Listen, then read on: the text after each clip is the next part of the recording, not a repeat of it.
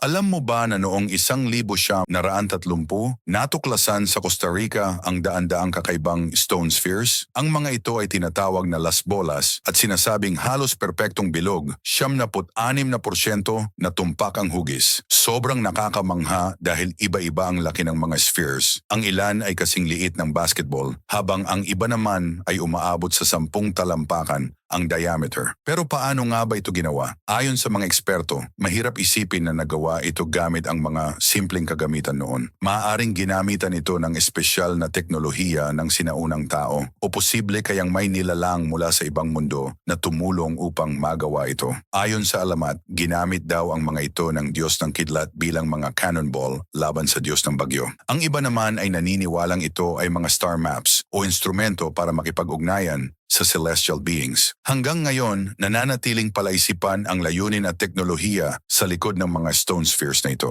Ano sa tingin mo? Gawa nga ba ito ng tao o may tulong mula sa ibang mundo?